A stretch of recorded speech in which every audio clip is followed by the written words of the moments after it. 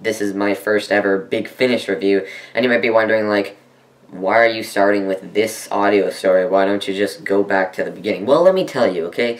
Doctor Who is a TV show that doesn't have, like, it has, like, 200 and something episodes, and I feel like if I did, like, review them quick enough, I might eventually be able to catch up to the actual broadcasting after, like, a decade or so. And, Big Finish, like, a new CD comes out, like, every single, like, there's the main range, there's the 8th Doctor Adventures, the 4th Doctor Adventures, War Doctor, 10th Doctor, all that stuff.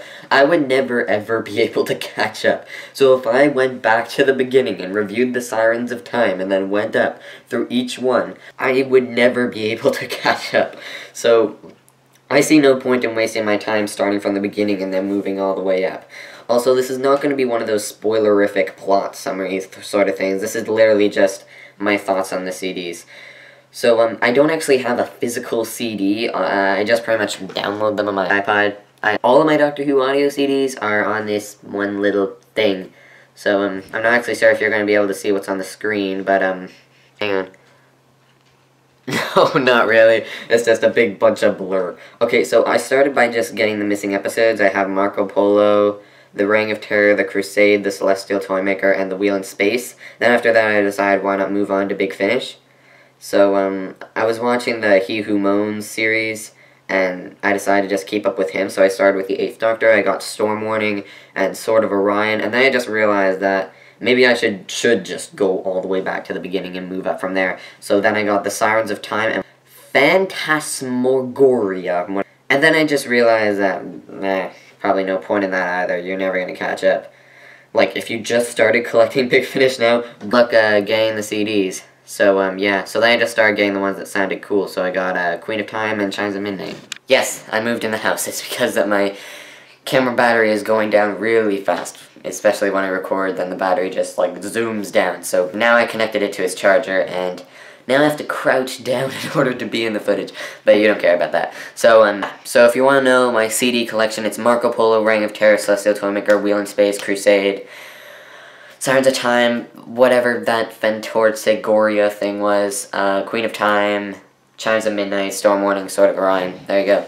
So, I got the Queen of Time because I heard that the Queen of Time was apparently the sister of the Celestial Toymaker. And the Celestial Toymaker is actually my favorite First Doctor story. I know there's a lot of people who like it as well. I know there's a lot of people who hate it and might be surprised by my opinion, but that's just my opinion. I don't really know why I like the Celestial Toymaker. I just find it really interesting. I've always been interested in, you know, like, puzzles that you need to figure out to get out.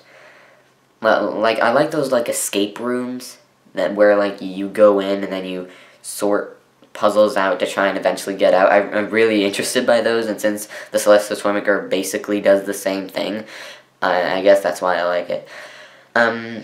So, the Queen of Time. So, in it is the Doctor, Jamie, Zoe, and the Queen of Time, and that's pretty much it. I think that there's, like, some dragon or something. I don't really know, but that's basically, like, the only main characters. And, yeah.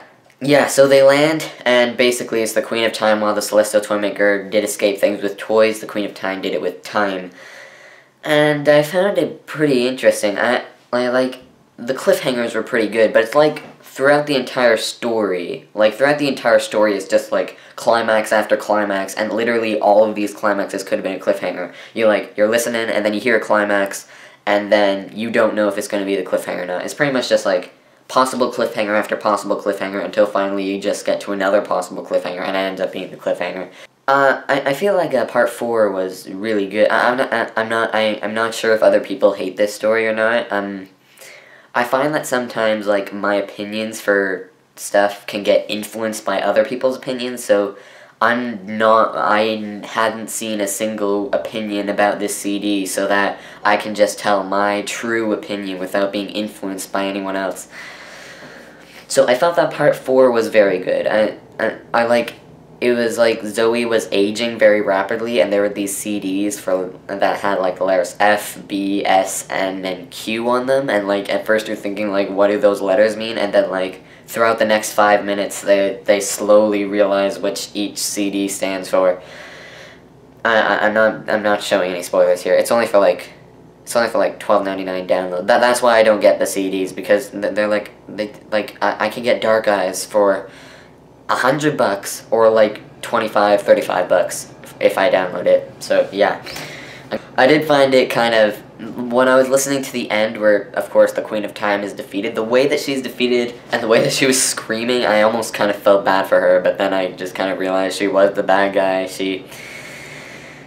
And then eventually I just started laughing because I didn't know what to think, if I should feel bad for her, if I should be happy for the Doctor. Apparently, if I'm wrong, then you can punch me in the face multiple times, but I think there was this thing at the very end of the CD, which was like interviewing the people who worked on the CD, and it was like, apparently Fraser Hines did the voice for Jamie and the Second Doctor, I think? I'm pretty sure. If it is true, then Fraser Hines actually did an awesome impression of Jamie. I could have sworn that they went back in time to the 60s and picked up Fraser Hines there and had him do the voice impression there. And he also did very good with the Second Doctor as well, and, like, I could have been fooled. So, yeah, so apparently the Queen of Time was a story that wanted to be made, it's just it never did. That's why it's part of the Lost Stories range, because they take the stories that wanted to be made but never actually got made for reasons, and then they turn them into Big Finish stories. I'm not really sure why this one wasn't made. Now, I have to get down from here. Ah, that camera got knocked over the table. It could have broken, and I would be very angry. The special effects are as realistic as you want them to be, but I find that, like, when I listened to the CD, I knew it was supposed to be made in the 60s, so all that my brain could visualize was the special effects with 60s technology. So in part 1, like, apparently there were these things coming down to chop Zoe and Jamie in two. Maybe there were axes or something, I can't remember what they were supposed to be, but all that I could imagine was, like, this really bad impression of an axe, because I could only think of what people in the 60s could have done. But then eventually, when they got to the scene where they were trapped in the hourglass, then I actually managed to, like, visualize them actually in an hourglass without imagining what 60s technology would be. And, like, when I was listening to Zoe aging, all that my brain was thinking, like, what would it look like if this was made in the 60s? The Queen of Time I found very entertaining. The Queen of Time is an absolute... God. It's like Zoe was aging very rapidly, and Jamie was just like, what do I do, what do I do, what do I do? And I was just getting, like, really tensed up, and then all of a sudden we cut to the Queen in Time, and the Doctor just having dinner, and I'm like, I don't give a crap about that! Yeah. I was like, the Queen of Time was, like, showing the Doctor all this food, and Jamie and Zoe were being tortured, and I was like, I don't care about the Doctor and the stupid Queen, I want to know how Jamie and Zoe get out of this. But, yeah, I felt that Jamie and Zoe worked really well in this story. I don't like the Crotons that much because the Doctor seemed to completely ignore Jamie most of the time, but in this one, like, Jamie had a very important part. Zoe was solving some of the puzzles, and Jamie was solving some of the puzzles. Thanks so much for watching the video if you enjoyed it. Yeah, subscribe because I imagine that I'm going to be reviewing more Big Finish in the future, and, see ya.